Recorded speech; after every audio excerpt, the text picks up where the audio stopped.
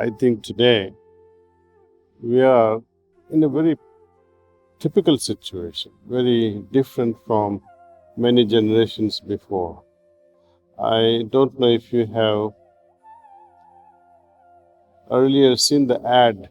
It was by laboratories in US and they were manufacturing stress tabs. And each time they advertised the stress tabs, they portrayed it as if you are burning a candle on both ends and your life is also like that, take stress tabs. These days, I don't think we are burning on two ends. We are burning on all possible ends and creating so much of, I think, drain, like a phone batteries.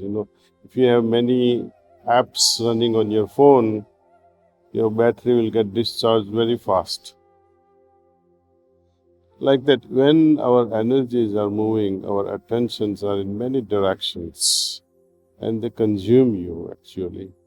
That creates a lot of problems at the mental health, emotional health, and finally physical health. I will share a very small story with you, my little encounter I had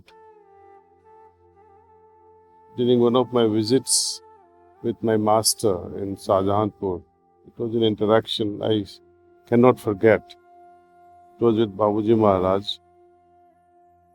It was one fine winter morning and he was seated very comfortably in one of his easy chairs and I was diagonally across from him at least 10 feet away. Though we were only two, I chose to stay very far so as not to disturb with my presence there. I was just seated and he points at me and does ishara, means hints like this, come. So I get up and go towards him and I sit near his feet. And what he does was very remarkable since it was a winter morning. His skin was very dry. So with his nail, he drew a line on his upper palm and he asks me, you see, this is a water canal.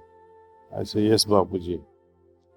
Then he drew another line from that line and he said, do you understand? I said, no, Babuji. Then he drew third line. He says, now there are 3 water lines and the power of water is reduced. Now do you understand? I say, yes, Babuji.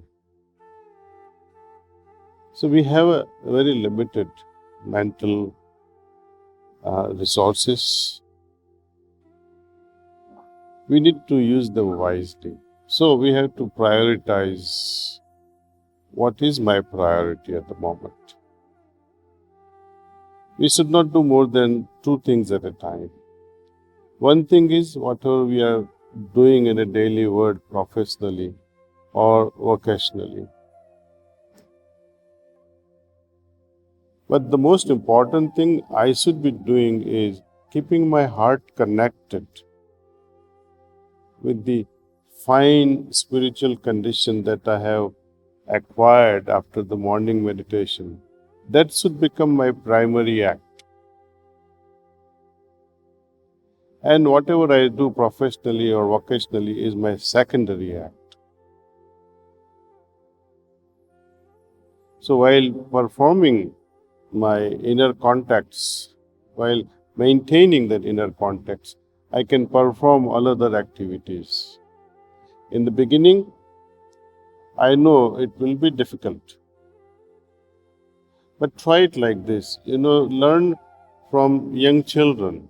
And one beautiful example that comes to my mind is when we train our children how to use a bicycle. We don't give them bicycle immediately, we give them 4-wheeler. 2 big ones and 2 small ones to support. And then on top of that, we also support them with our hands and, we walk and they pedal. And time comes when we remove the supporting wheels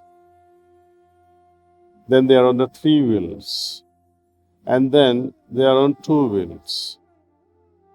And then a time comes, they are able to ride a bicycle, going to school, going to meet their friends. When they are riding bicycle with their friends, they let go of their hands also and drive singing. But the paddling is the main activity.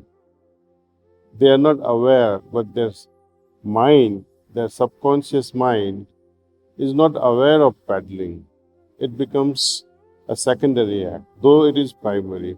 Singing with friends, talking to friends while bicycling, it becomes their main thing. So, like that, we can maintain our inner poise, our centeredness, and continue doing, let's say, if you have children in the house, attending to them, cooking in the house, or doing your professional or whatever vocation you may have.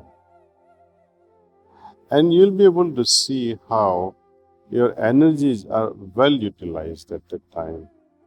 Not more, not less, but exact amount of dose you are injecting in the form of energy. Okay? Because since you meditate, a pre-meditative mind can plan things better. Maybe you must have heard a term called premeditated murder, right? You see how well they plan? And we, with the help of God or with the help of the divine, we can even plan better than a murderer, right? We can plan our life in such a way that it becomes, really, really worthwhile.